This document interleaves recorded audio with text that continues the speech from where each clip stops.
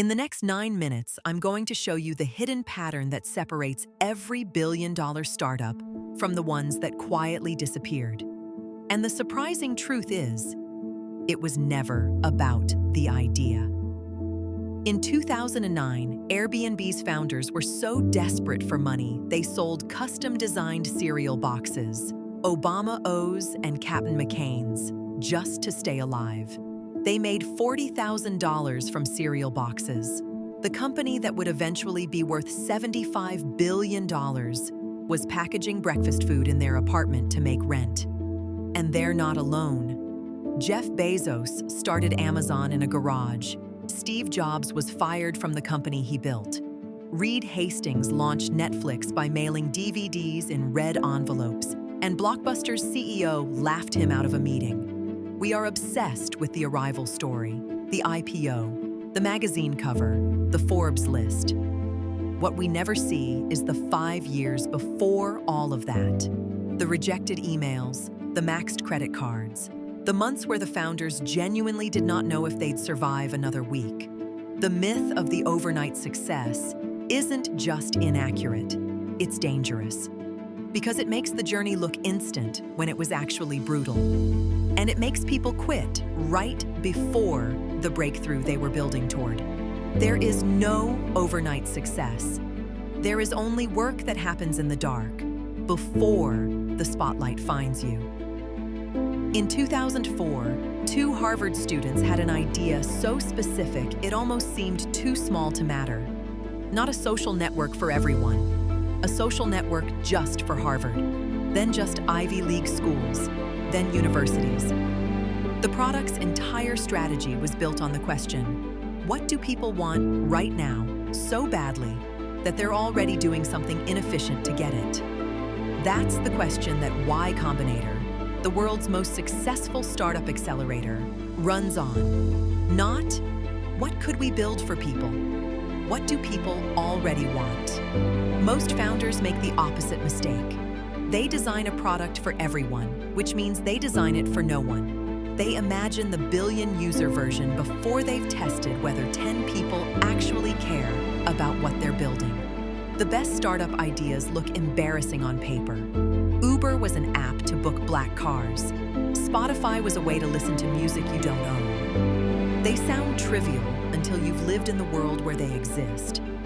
If you cannot explain the problem you're solving in one sentence, a sentence that makes someone say, "I've always wanted that," you are not ready to build anything yet.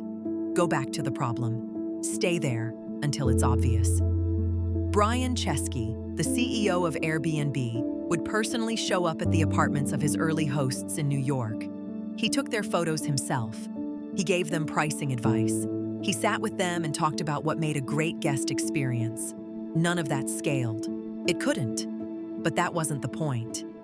The point was to understand 10 users so completely that the product could eventually reach 10 million on its own. This is the counterintuitive principle that Paul Graham described in his now famous essay, Do Things That Don't Scale. In the early days, don't optimize, don't automate, don't build the infrastructure. Go find your first 100 users and learn everything about them. The founders of Stripe had a practice they called collision installation. When someone agreed to try Stripe, they opened their laptops and installed it right there and then. Not here's the documentation. Good luck. They sat there and made it work. This obsessive, unscalable attention to early customers is the quiet secret behind every company that later seemed to grow effortlessly. The growth wasn't effortless. It was earned one conversation at a time in the unglamorous early days when no one was watching and nothing was guaranteed. When Zoom's founder Eric Yuan started the company in 2011, he was told he was too late. Video conferencing was a solved problem. Skype existed. WebEx existed. Google had Hangouts. The market was saturated. Yuan raised $11 million and kept building anyway, focusing relentlessly on one thing his competitors had ignored: the user experience, not features, not enterprise contracts, the actual feeling of using the product. What most people miss about the Zoom story isn't the $90 billion valuation. It's that Yuan ran the company to profitability before raising his Series B. He understood something that the era of cheap venture money made easy to forget. Capital is oxygen, not food. It keeps you alive. It does not make you healthy. The startup graveyard is full of companies that raised tens of millions, spent it on offices and headcount and growth marketing, and never answered the fundamental question: does anyone actually want to pay for this? The founders who survive have a different relationship with money. They are obsessed with unit economics, what it costs to acquire a customer versus what that customer is worth over time. They treat every dollar as a test, not a resource. Revenue is feedback. Every paying customer is the market telling you that you built something real. Instagram started as a location check-in app called Bourbon. It had too many features and almost no users. When Kevin Systrom looked at the data, one behavior stood out. People loved the photo filters.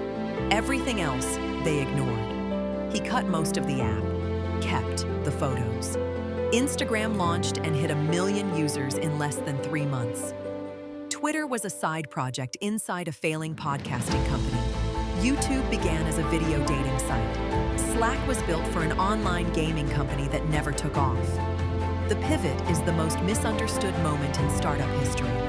Most people see it as failure, the moment you admit the original idea was wrong. But the best pivots aren't about admitting failure. They're about following evidence. Users tell you what they want with their behavior, not their words. And the founders who succeed are the ones who can separate their identity from the product, who can say the market is right and I was wrong, and then act on that with no hesitation and no ego. The hardest thing in startups is not building the product. It's knowing when to change it. The pattern is always the same. Solve a real problem. Start embarrassingly small. Earn growth the hard way. Be honest about your capital. Follow the evidence, wherever it leads. These aren't glamorous principles. They won't make you a magazine cover story, but they are the foundation of every company that survived long enough to matter. If this gave you something real today, subscribe to Founder Fuel. Every week,